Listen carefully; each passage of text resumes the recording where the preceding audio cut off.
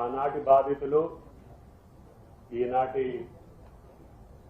రేవంత్ రెడ్డి గారి ప్రభుత్వ హయాంలో సొంత గూడు నిర్మించుకోబోతున్నటువంటి గృహిణులందరికీ రాష్ట్ర ప్రభుత్వ పక్షాన మా అందరి పక్షాన మీకు శుభాకాంక్షలు తెలియజేస్తూ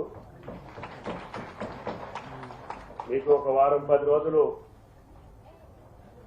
మల్లన్న గారు చెప్పినట్లుగా కొద్దిమంది ముఠాలుగా వాటికి పేదల పేరు ముందు తగ్గించి ఆ ముసుగులో మిమ్మల్ని మోసం చేసి దగా చేసి మీ కాయ కష్టాన్ని వాళ్ళు నిధులుగా సమీకరించుకోవటానికి ఇటువంటి పన్నాగం పంటే ఆనాటి ప్రభుత్వం నిమ్ముకు నీరెత్తినట్లుగా ఉంది, పట్టించుకోలేదు. తర్వాత వాళ్ళు కోర్టుకు పోవటం మూలాన 23లో వచ్చినటువంటి కాంగ్రెస్ ప్రభుత్వం కూడా వెంటనే మీకు మౌలిక వసతులు కల్పించాలని చూసినా కూడా కోర్టులో ఉంది కాబట్టి వెంటనే కరెంటు కానీ మంచినీళ్ళు కానీ ఇచ్చే అవకాశాలు ప్రభుత్వ చేతిలో లేకుండా పోయింది.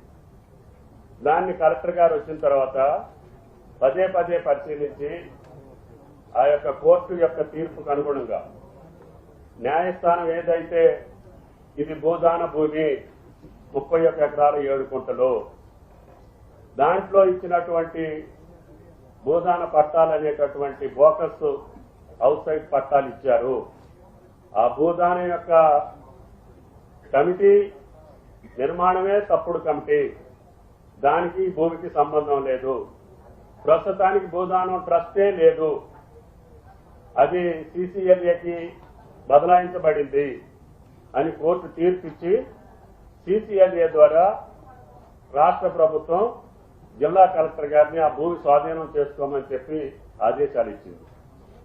ఆదేశాల ప్రకారం రాష్ట్ర ప్రభుత్వం యొక్క ఆదేశాల ప్రకారం జిల్లా యంత్రాంగం అప్పటికీ నిరుపేదల్ని గుర్తించి అక్కడే ఉంచి అనర్హులను కానీ దోపిడీదారులను కానీ దగాకోరులను కానీ మోసం చేసేటటువంటి వాళ్ళని బయటికి పంపిద్దామని చెప్పి చాలా ప్రయత్నం చేశాం. కానీ ముఠా మేస్తరులు అయితే వాళ్ళు వెనకున్నటువంటి కొద్ది మందిని మిమ్మల్ని వెనకబెట్టి ఎవరిని కూడా అధికారులను లోనికి రానియకుండా, ప్రెస్ వాళ్ళు కూడా అధికారులు లోనికి రానియకుండా, ప్రజాప్రతినిధులను రానియకుండా బారికేడ్స్ కట్టి టోల్ గేట్ పెట్టి దౌర్జన్యపూరితంగా అహంకారపూరితంగా ఒక సమాంతర రాజ్యాన్ని జిల్లా కలెక్టర్ పక్కనే నడుస్తా ఉంటే చూసుకుంటూ ఊరుకోవటానికి ఇది గుడ్డి ప్రభుత్వం కాదని చెప్పి కూడా ఆ ముఠాలకు విజ్ఞప్తి చేయదలుచుకున్నా.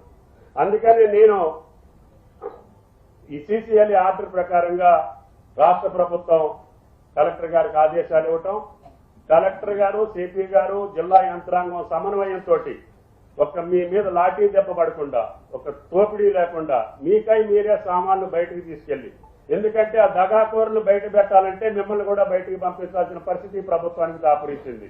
గత 7-8 సంవత్సరాలుగా అటువంటి దౌర్జన్యం, అటువంటి భయానక వ్యవహారాన్ని అక్కడ వాళ్ళు సృష్టించారు. కాబట్టి మీరు కూడా భయపడి కొంతమంది ముందుకు రాలేకపోయారు. అందుకని మిమ్మల్ని రక్షించడం కోసం, ఆ యొక్క దుర్మార్గుల్ని బయటికి పంపించడం కోసం మొత్తాన్ని ఖాళీ చేసి మీ నిరుపేదలైనటువంటి నిరుపేదలకి ఆ భూదాన భూములు దక్కాలనేది రాష్ట్ర ప్రభుత్వం యొక్క ఆలోచన అని చెప్పి మీకు ఈ సందర్భంగా మనం చెప్తున్నాం.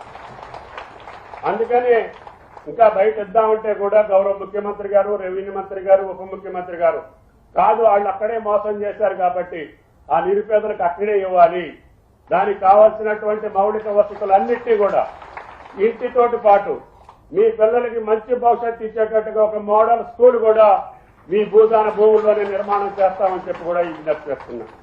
అంతేకాకుండా దానికి కావాల్సినటువంటి రహదారులు కానీ, విద్యుత్ శక్తి కానీ, మంచినీళ్లు కానీ యుద్ధ ప్రాతిపదిక మీద మీరు రేపు ఉదయం నుంచే ఓపికన్న వాళ్ళందరూ కూడా ఇళ్లు కట్టుకోవడానికి రెవెన్యూ మంత్రి గారి యొక్క సారథ్యంలో 311 మందికి ఇళ్ల నిర్మాణం రేపు రాబోయే డిసెంబర్ 9వ తారీఖున సోనియా గాంధీ గారి పుట్టినరోజున గౌరవ ముఖ్యమంత్రి గారిని తీసుకొచ్చి మీ ఇంట్లలో పండుగ చేసేటటువంటి బాధ్యత ఈ ప్రభుత్వాన్ని అని చెప్పి మీకు ఈ సందర్భంగా మనం చేస్తున్నాం. కాబట్టి ఈ యొక్క అసౌకర్యానికి ఈ ప్రభుత్వాన్ని స్థానిక శాసనసభ్యుడిగా మీరు కూడా నన్ను అర్థం చేసుకోవాలని జిల్లా యంత్రాంగం చాలా పకడ్బందీగా పట్టుదలతోటి మీకు న్యాయం చేయటం కోసం కొంత ఇబ్బంది పడ్డారు. ఆ ఇబ్బందిని తొలగించడం కోసమే వెంటనే ముఖ్యమంత్రి గారి ఆదేశాల మేరకి మీరు ముగ్గురు మంత్రులు వెళ్లి వాళ్ళకి ఇళ్ల స్థలంతో పాటు ఇల్లు కూడా ఇచ్చి రేపు ఉదయం నుంచే ఇళ్ల యొక్క నిర్మాణం కూడా ప్రారంభించి వాళ్ళకి కావలసినటువంటి మౌలిక వసతులని పూర్తి చేయమని చెప్పి ఆదేశాలు ఇచ్చారు. అందుకని మేము మీ ముందుకు వచ్చామని చెప్పి కూడా ఈ సందర్భంగా మనం చేస్తున్నాం. అందుకని ఈ ఖమ్మం బస్తీలో ఈ తెలంగాణ రాష్ట్రంలో అనాధికారికంగా అక్రమంగా చట్టవిరుద్ధంగా మీకు ఏ సహకారం చేయకుండా చీకట్లో మీ బతుకులు ఉండటానికి వీల్లేదు.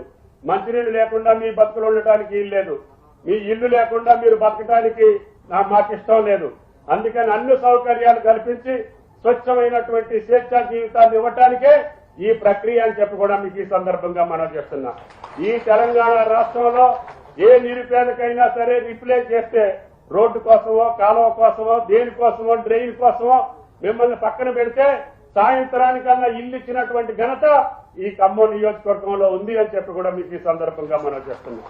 అట్లాగే మీకు కూడా తెల్లారిపాటికి ఇళ్లు కట్టుకునేటటువంటి అవకాశం శ్రీనివాసరెడ్డి గారి ఆధ్వర్యంలో మీకు 311 కాకుండా ఇతర నియోజకవర్గాల నుంచి ఇతర జిల్లాల నుంచి వచ్చిన వాళ్ళు కూడా మాకు అక్కడ స్థలం ఉందండి ఇల్లు లేదు అంటే వాళ్ళకు కూడా ఇల్లు శాంక్షన్ చేసి ఈ రోజు 2:30 గంటలకి వాళ్ళకు కూడా ఇళ్ల పట్టాలు అక్కడే ఇళ్లు కూడా శాంక్షన్ చేశారు మంత్రి గారు అని చెప్పి మీకు ఈ సందర్భంగా మనం చేస్తున్నాం.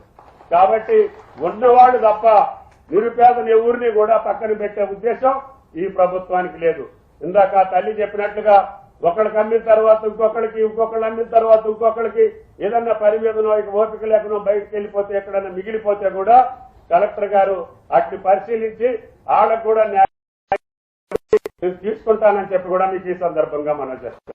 కాబట్టి మీరందరూ గుండె ధైర్యంతో ఇప్పుడు పడ్డ 7-8 సంవత్సరాల కష్టాన్ని మర్చిపోయి మీకోసం మీ పిల్లల కోసం మీ భవిష్యత్తు కోసం వెలుగుమట్ల కాలనీ రేపు భవిష్యత్తులో తెలంగాణ రాష్ట్రంలో ఒక సుందరమైనటువంటి కాలనీగా ఒక అందమైనటువంటి కాలనీగా అన్ని సౌకర్యాలు కలిగినటువంటి కాలనీగా మీ పిల్లల భవిష్యత్తుకి మంచి స్కూల్ నిర్మాణం మీరు ఇల్లు కట్టుకునే లోపల స్కూల్ నిర్మాణాన్ని కూడా పూర్తి చేసి మీ పిల్లలను అందుట్లో చదివించే బాధ్యతని ఈ ప్రభుత్వం తీసుకుంటుందని చెప్పి మీకు ఈ సందర్భంగా మనం చేస్తున్నాం. కాబట్టి ఈ రోజు తీసుకున్నటువంటి తల్లులందరూ కూడా మీ కష్టాన్ని దిగమింది ఈ రోజుకి వాళ్ళు కట్టినటువంటి అమౌంట్ ఏదైతే ఉందో ధైర్యంగా పోలీసు వారికి మీరు ఫిర్యాదులు ఇవ్వండి. వాళ్ళని ఎట్టి పరిస్థితుల్లో కూడా శిక్షించి రాష్ట్ర ప్రభుత్వం తరఫున మల్లన్న గారు చెప్పినట్టుగా వాళ్ళ మీద ఉక్కుపాదం మోపి మీకు న్యాయం చేయడానికి ప్రయత్నం చేస్తాం. మీరు ధైర్యంగా రేపటి నుంచి అటువంటి శక్తుల్ని దూరం పెట్టి మీకున్నటువంటి ఇన్ఫర్మేషన్ మీరు చేసినటువంటి మోసం మీరు పడ్డటువంటి దగ ప్రభుత్వానికి తెలియజేయండి. అందరికీ న్యాయం చేయడానికి ప్రయత్నం చేస్తామని చెప్పి విజ్ఞప్తి చేస్తూ ఈ అవకాశం ఇచ్చినటువంటి జిల్లా కలెక్టర్ గారికి ధన్యవాదాలు. Thank you.